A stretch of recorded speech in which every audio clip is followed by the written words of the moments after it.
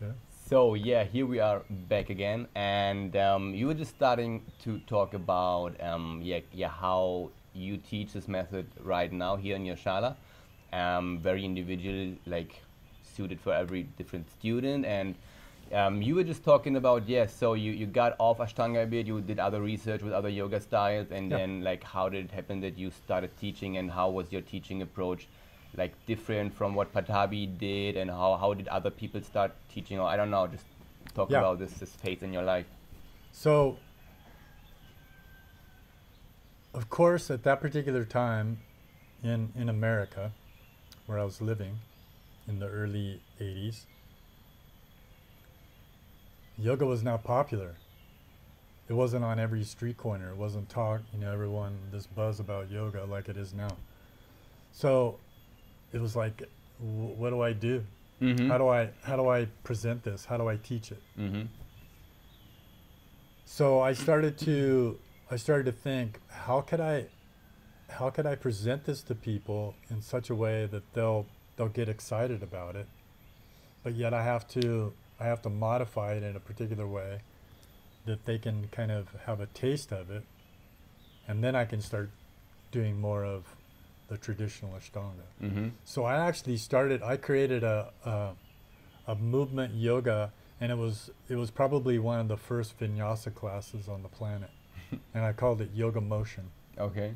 And And it I- was in California and In Arizona. in I was Arizona. In Arizona. Oh, and Yeah. do I people had in start- Arizona know about yoga at all? No one knew about. No, they're cowboys. Yeah, I know. I mean, I started teaching in New Mexico. But did he give you like some official permission to teach or anything like that? At that particular time, there's an interesting story around that if you want to go there, because go ahead. it was in, I think, maybe 81 or 82. It was like maybe his second trip back to Maui, Mm-hmm. and we're there, all the people, and he announced like who has permission to teach, and he said, about 3 or 4 different people, and I was like, I didn't hear my name. And I was like, well, that's weird because I'm teaching. And so I immediately, after that group meeting, I went to his house, and I said, Guruji, I didn't hear you say my name in teaching. He said, you don't teach. And I said, but I am teaching now. He said, you don't teach. And I said, but I am, and I can. Yeah, yeah. And he said, no, not ready. And I Okay. was like, Okay. so I left, and I remember driving back home, and I was like, fuck you, man. I'm going to keep doing it. So I did. Okay. I kept teaching.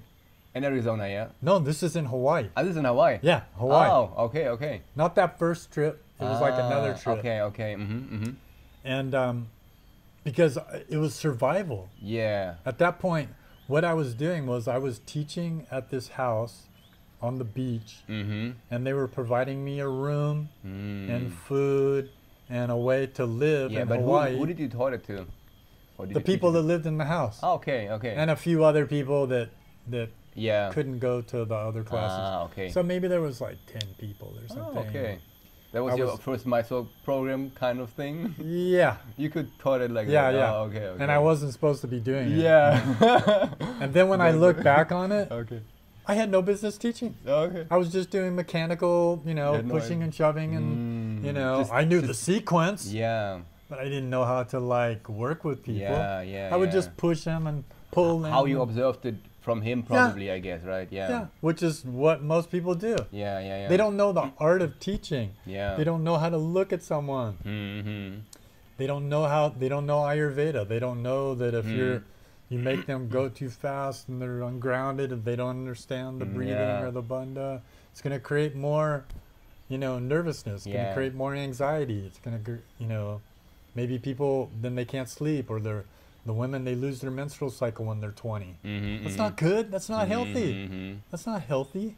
Yeah. And then the whole thing about joints popping, not good. Yeah. So people, I guess they survived your teaching. They survived my teaching.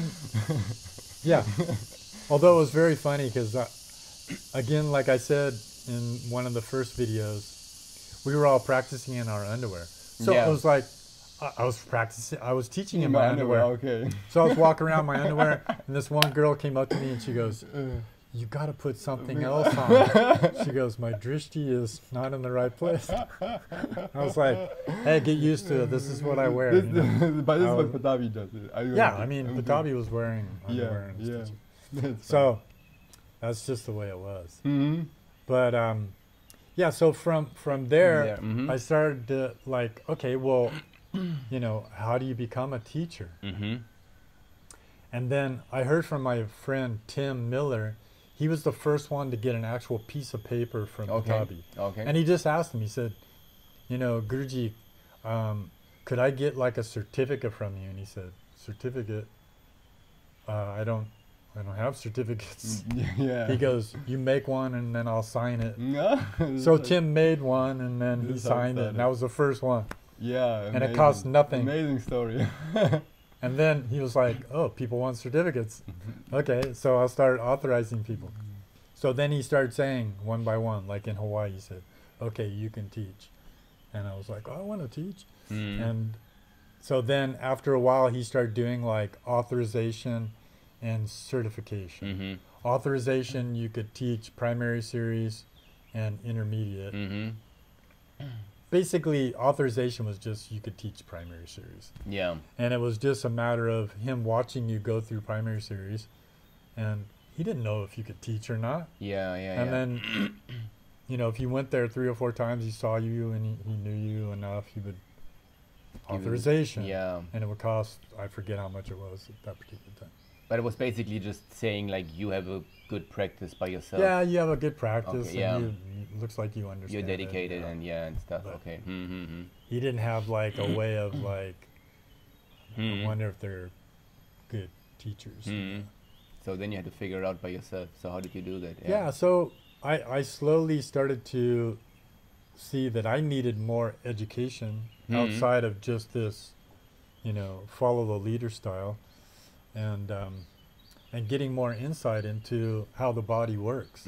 So I had to do more, you know, research, anatomy, physiology, Ayurveda, diet stuff, lifestyle things, and I'm incorporating all these things, and then other styles of yoga and bringing it back. I always saw that I didn't want to do any other style. Yeah. I didn't like Iyengar style. I liked some of the information from Iyengar, but to be an Iyengar teacher, it wasn't me. Yeah. And some of the other gentle hatha yoga classes, or Bikram or this or that, it was like, no, Ashtanga was it for me.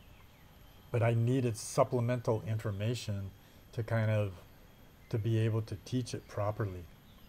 That's what I see as missing. And that's what we're attempting to do. And that's why we call our center Ashtanga Yoga Bali Research Center.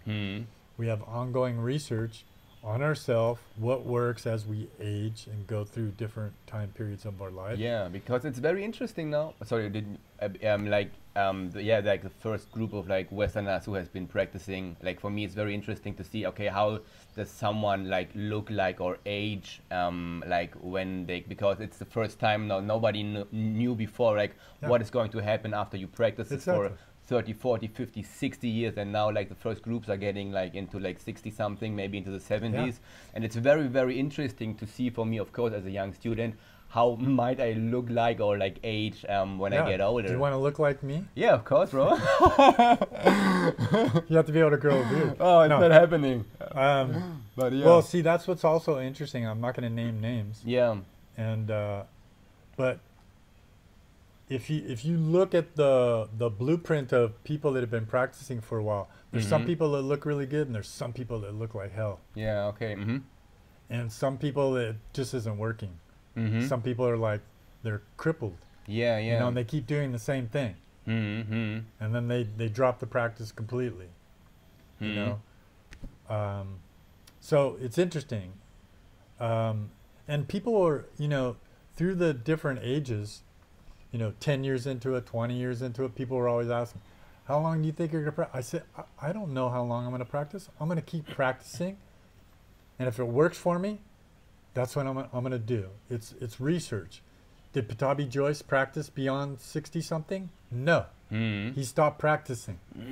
He stopped practicing right around 62, 63. Okay, okay. So we're taking it past that level. Yeah. Iyengar practiced beyond that. He kept practicing, but Iyengar style.